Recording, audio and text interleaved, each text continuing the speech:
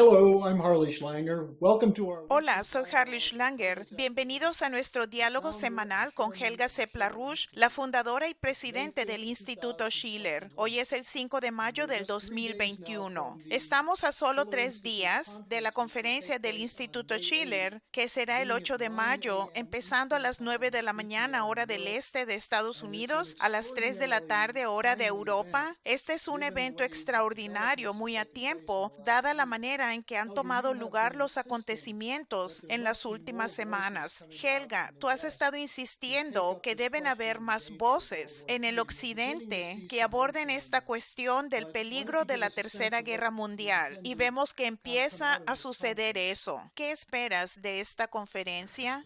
Well, I think, it is a Bueno, creo que es un fenómeno extraordinario que ahora, aparte de nosotros, hay cada vez más personas que de hecho dicen que la situación es más peligrosa ahora que durante el punto más álgido de la Guerra Fría, que fue después de todo la crisis de los misiles de Cuba, porque la diferencia es ahora que no hay confianza, no hay respeto entre las principales potencias nucleares. No hay discusiones extraoficiales, los tipos de mecanismos que existieron incluso durante la crisis de misiles de Cuba. Y a pesar del hecho de que ahora hay cada vez más individuos que están denunciando esto, no se discute públicamente. Te daré un par de ejemplos. No es decir que él es el más importante, pero Henry Kissinger hace unos días advirtió que las tensiones actuales entre Estados Unidos y China son peores que durante la Guerra Fría, y esto crea el peligro de que el mundo termine en un gran Armagedón. Ahora se sabe que Henry Kissinger era el adversario y oponente de mi finado esposo durante muchas décadas. Así que no tengo una gran opinión de él. Pero por otro lado, Kissinger es alguien que sabe qué es lo que está pasando. Así que es mejor que la gente despierte y lo escuche. Luego, Tulsi Gabbard, el 12 de abril, tuvo una entrevista muy alarmante con Tucker Carlson en Fox News, donde ella advirtió de que si estallara la guerra nuclear, golpearía a muchas ciudades en Estados Unidos y la gente sería incinerada y la carne se le caería de los huesos. Ella usó un lenguaje que era muy dramático, pero también hay personas tales como un importante general australiano advirtiendo que la guerra con China es casi inevitable. Y yo creo que eso es realmente algo. Por ejemplo, el dirigente de una importante agrupación rusa que está vinculada con el Ministerio del Exterior, el Consejo Ruso para Asuntos Internacionales, el señor Andrei Kortunov, él básicamente hizo la misma advertencia. Así que hay muchas personas que están conscientes de que el aumento de la tensión geopolítica que proviene principalmente de Estados Unidos, los británicos, la OTAN, está creando una situación donde cualquier cosa puede catalizarla. Incluso tal vez no sea una guerra intencional. Puede ser solo que la tensión general es tan grande que un accidente podría catalizar la extinción de la civilización. Y a diferencia de lo que sucedió al principio de los 80s, cuando hubo una crisis de misiles de alcance intermedio, hubo cientos de miles de personas en las calles e incluso Helmut Schmidt advirtió del peligro de una tercera guerra mundial. Ahora no se ve que esto le preocupe a la población. Así que nuestra conferencia contará con algunos oradores muy importantes y esperamos que haga que la gente reconozca que este peligro existe, pero también el reconocimiento de que hay alternativas y soluciones para salir de la situación actual. Pero yo creo que esta es una situación muy crítica porque si se mira a la situación en Taiwán, en Ucrania, en la República Checa, en Bielorrusia, el que se está rodeando a Rusia y China es muy alarmante. And the first panel will largely be Y el primer panel va a tratar sobre la crisis estratégica, incluyendo la cuestión de las sanciones y la amenaza de guerra. ¿Cómo abordar eso? Y el segundo panel va a hablar sobre el otro aspecto de la crisis económica, la pandemia del COVID, la hambruna que se está propagando, y presentará soluciones en lugar de simplemente decir que no se puede hacer nada. Bueno, antes de que diga algo sobre el segundo panel, también quiero mencionar que mientras hay todas esas personas que han dado la alerta y que están alarmadas y denuncian este peligro, también tenemos que durante las próximas 6 semanas más o menos se llevará a cabo la mayor maniobra militar Defender Europe 21, que va a involucrar a muchos países y será a lo largo de la frontera con Rusia. Va a practicar el traslado de un gran número de tropas a la frontera rusa, pero también habrán maniobras en el Indo-Pacífico, incluyendo empezando con Alaska. Así que yo creo que este es un periodo muy peligroso. Ahora, como tú mencionaste, esto no toma lugar en un vacío. Pero como hemos hablado durante mucho tiempo, de que a menos que uno se preocupe de cada país en el planeta, esta pandemia no va a acabar. Y yo creo que aquellas personas que se han lavado el cerebro en el último año con que dizque no existe la crisis del COVID, por favor, miren a la situación en India. Esto ahora es una catástrofe de una dimensión que casi no se puede creer. India es una de las cunas de la civilización.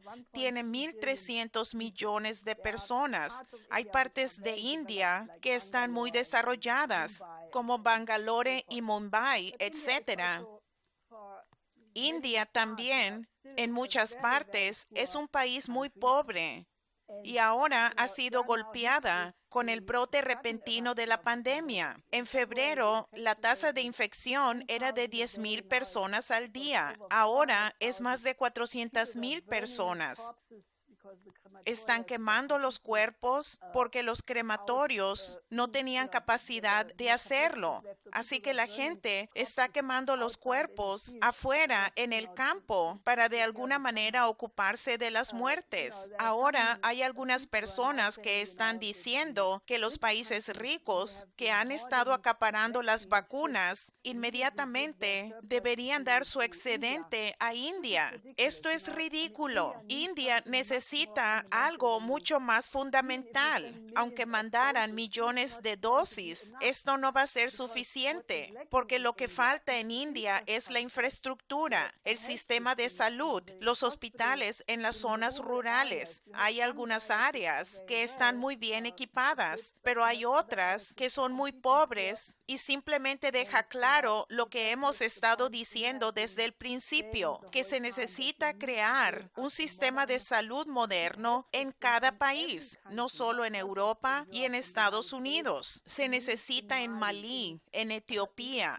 en Haití, en Perú, en cada país. De lo contrario, el peligro es que las mutaciones del virus y las cepas van a regresar. Y hay una nueva cepa en India que la gente todavía no sabe muy bien qué es exactamente. Parece que es muy agresiva y parece que va directamente a los pulmones. Y es por eso que todo el país está en esta crisis total. Y no solo es el caso de India, porque el dirigente de los Centros Africanos para el Control y la Prevención de Enfermedades advirtió de que el efecto de esto va a golpear a África, porque la mayoría de las vacunas que llegaron a África fueron producidas en India. Así que en el momento en que India se está derrumbando, va a tener un efecto inmediato en África. Eso solo significa que debemos movilizarnos aún más para realmente hacer que la gente entienda que necesitamos necesitamos un nuevo paradigma. Si continúan las cosas como están ahora, teniendo enfrentamientos geopolíticos, etcétera, el Armagedón puede suceder de muchas maneras, y una de ellas es que nos hundiéramos a una era de tinieblas, donde morirían cientos de millones de personas debido a la hambruna y a la pandemia.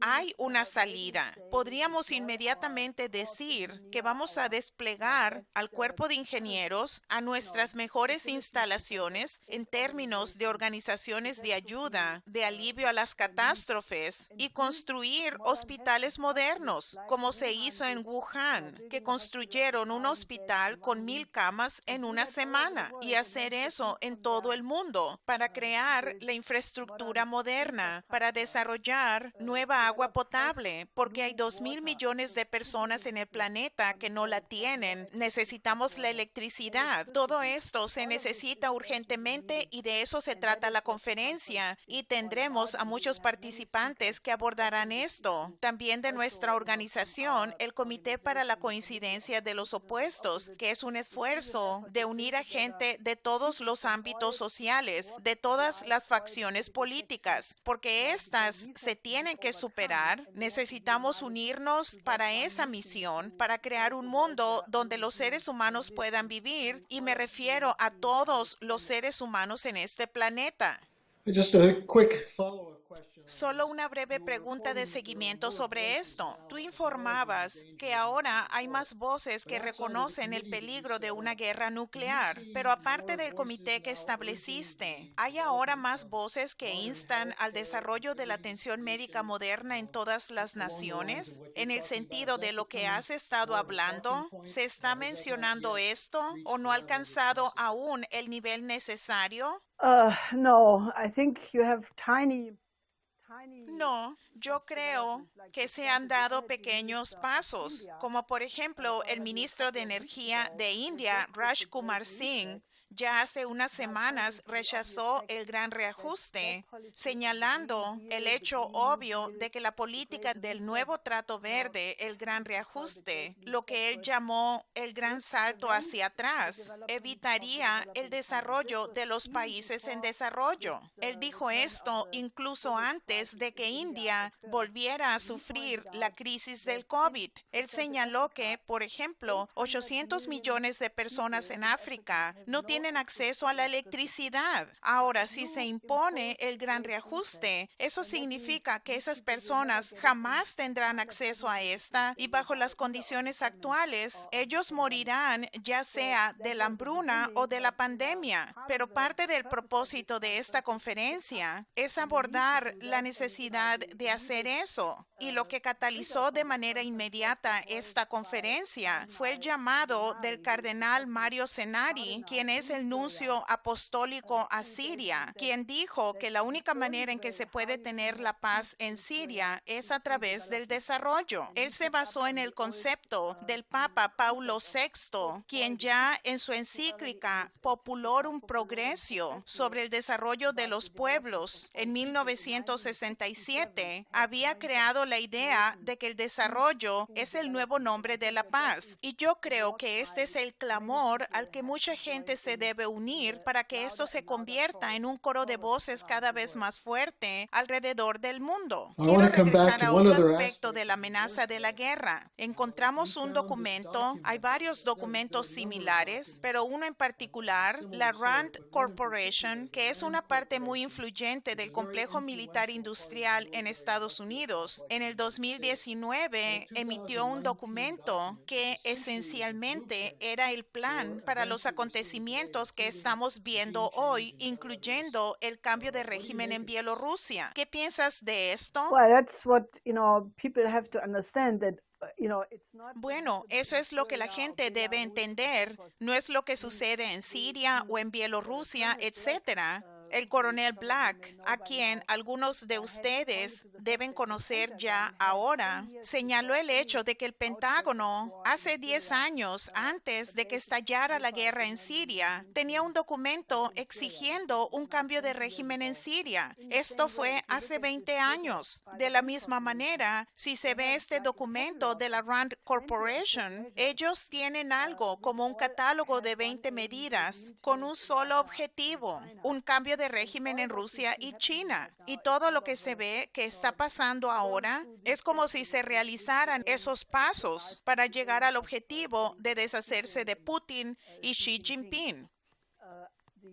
Andrei Kortunov, a quien acabo de mencionar, dijo que mucho de lo que está sucediendo es guerra psicológica de la OTAN en contra de Rusia, del mismo modo en contra de China, cuyo objetivo es destruir la determinación del gobierno, destruir la resistencia de la población. Y es brutal, es muy brutal, pero uno debe entender que si continuamos en esta dirección, yo creo que solo habrá un resultado, y eso es la Tercera Guerra Mundial. Así que la gente es mejor que despierte y empiece a discutir esto, porque tiene que ver con la existencia de todos nosotros, y eso significa que todo el mundo tiene el derecho de que se le escuche. Parte de esta operación de cambio de régimen son las nuevas sanciones en contra de Rusia que amenazan a todo el sistema financiero. La vocera del Ministerio del Exterior, Zakharova, hizo una declaración muy importante el otro día sobre Rusia y los otros países que están viendo más allá del sistema que es controlado por la City de Londres, el FMI y Wall Street. ¿Qué tan serio crees que es esto, Helga? One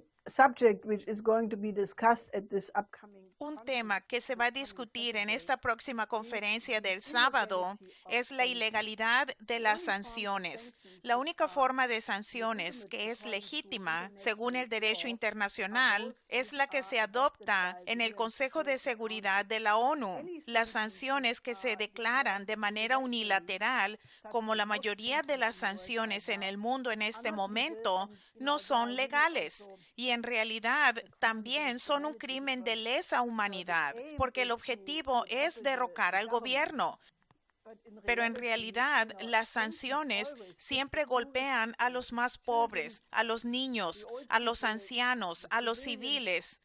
Y la esperanza es, naturalmente, que se inflija tanto dolor a estas poblaciones para que éstas se subleven y derroquen al gobierno que está bajo ataque. Pero mientras tanto, se pierden muchas vidas. Y es por eso que esta conferencia también discutirá por qué las sanciones son completamente ilegítimas.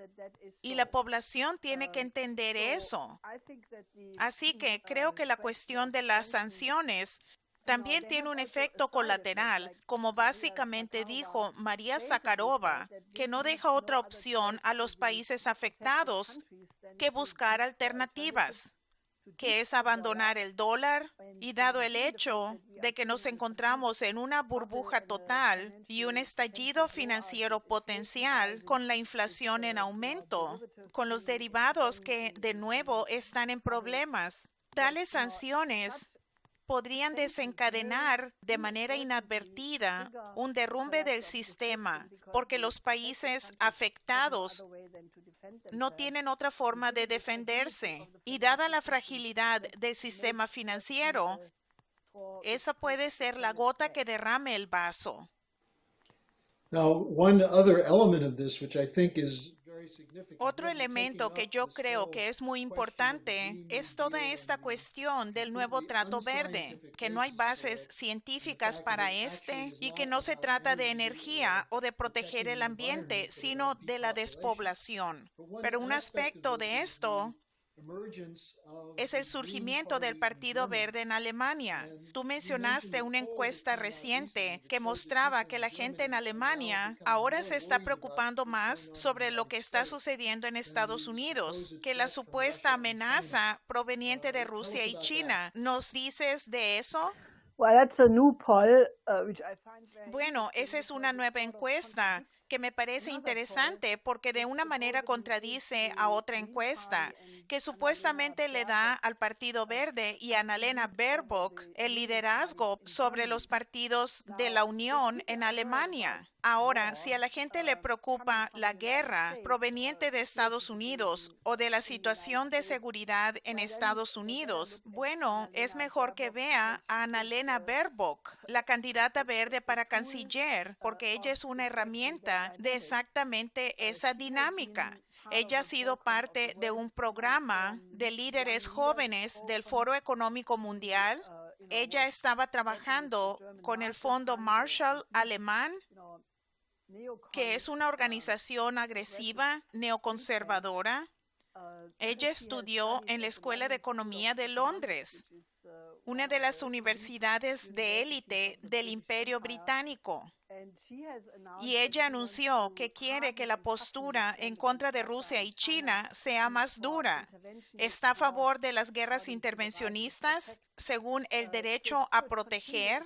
Así que ella continuaría exactamente lo que ha sido la política de Estados Unidos y británica desde los dos gobiernos de Bush, Bush padre y Bush hijo. Obama con Trump se interrumpió un poco, pero Trump en el último análisis no pudo superar a personas como Bolton y Pompeo. Así que las guerras interminables que le costaron la vida a millones de personas, ella quiere continuarlas y enfrentarse a Rusia y a China. Así que es mejor que la gente se despierte, porque esta es la herramienta perfecta bajo las condiciones de desplome del sistema financiero mundial y el esfuerzo para imponer el gran reajuste y tratar de llevar a cabo un último esfuerzo para salvar al sistema mediante el bombeo de literalmente decenas de billones de dólares hacia la política verde, lo que va a significar la desindustrialización total de los disque países industrializados, que ya no están industrializados, y va a significar la muerte en masa en los países en desarrollo.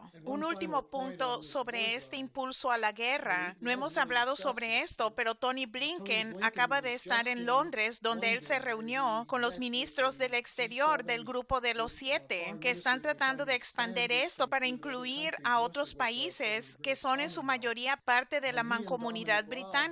Y él y Dominic Raab, el ministro del Exterior británico, tuvieron una discusión sobre la importancia de la relación especial, la necesidad de proteger al orden basado en las reglas, donde su jefe, Biden, tiene una larga historia de ser un provocador, de usar a Ucrania en contra de Rusia. Así que esto encaja en la perspectiva de que el disque orden basado en las reglas no es nada sino una provocación de la geopolítica británica. Yes, there is a big difference between a rules-based Sí, hay una gran diferencia entre el orden basado en las reglas y el orden internacional basado en el derecho internacional. Yo creo que tenemos que enfatizar la importancia que a pesar de las fallas y las imperfecciones, la Carta de la ONU es el cuerpo de leyes del derecho internacional que se debe respetar. Tal vez pueda ser mejorado, pero no puede ser reemplazado por un conjunto de reglas arbitrarias, donde un país impone las reglas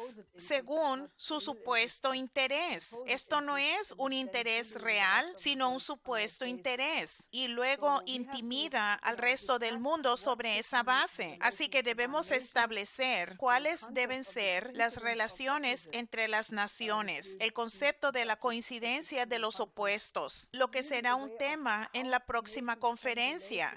Esto es realmente una manera de cómo las naciones pueden relacionarse unas con otras en el interés de la otra, promoviendo el mejor desarrollo de la otra, porque tenemos que tener un orden que le permita a la civilización sobrevivir a largo plazo. Y esa es una importante cuestión que todavía no se ha decidido. Así que deben escuchar esta próxima conferencia. Y de nuevo, la conferencia conferencia será este sábado 8 de mayo a las 9 hora del este de Estados Unidos, 3 p.m. hora del centro de Europa. Como en la última conferencia, se sorprenderán por el número de países representados. La gente que está dispuesta a trabajar con el Instituto Schiller, porque puede ver exactamente de lo que Helga está hablando, y esta es una plataforma para una discusión real. Y Helga, solo para concluir con la importancia de esta conferencia, hay muy pocas plataformas que no están completamente bajo el control de la mafia transatlántica, donde puede haber una discusión real. Solo si vemos la lista de eventos que va a tener el Consejo Atlántico, el Consejo de Relaciones Exteriores, Chatham House, hay docenas de estos eventos donde están organizando el principio del orden basado en las reglas, como la fuerza unipolar en el mundo. Así que asumo que es por eso que has insistido tanto que tenemos que tener una plataforma o foro donde los países pueden venir y hablar sabiendo que se puede generar la confianza y no la guerra. Well, we have been told by many of the Bueno, nos han dicho participantes de muchos países o gente con la que hemos hablado que no ha dado presentaciones en nuestras conferencias, que el formato de conferencia del Instituto Schiller, donde la gente puede presentar ideas y luego puede intercambiar ideas de una manera libre, que esta es realmente una institución que es singular, porque no existe en ningún otro lugar. Y esta era la intención desde el principio. El Instituto Schiller se fundó hace 37 años con la idea de crear una organización que promueva el estadismo. El estadismo es también algo que se ha perdido en gran parte, en particular el estadismo que se realiza en la imagen del hombre de Federico Schiller, porque necesitamos una cualidad en la discusión que aborda lo mejor de los seres humanos, lo que Schiller llamó lo sublime, la cuestión de pensar como una especie creativa, la idea de la belleza, porque la belleza es una condición necesaria de la humanidad, y la necesidad de educar a la gente para que piense de una manera clásica, porque también el diálogo público se ha degenerado de tal manera que todo es como un programa de entrevistas o solo alguna opinión donde cada opinión es la misma o peor que la otra, mientras que el método clásico de pensamiento procede según un criterio completamente diferente. Se basa en la búsqueda de la verdad, en el diálogo socrático, y debe llegar a una conclusión según los principios de la composición poética y musical. Y eso es algo que uno puede estudiar. Así que esa es una razón más de por qué usted debe acompañarnos el sábado. Y vaya a la página del Instituto Schiller, donde puede registrarse y puede participar en esto, que como Helga dijo, es una oportunidad única para ser parte de crear una mejor historia para la humanidad. Helga, gracias por acompañarnos hoy y te veré el sábado. Hasta el sábado.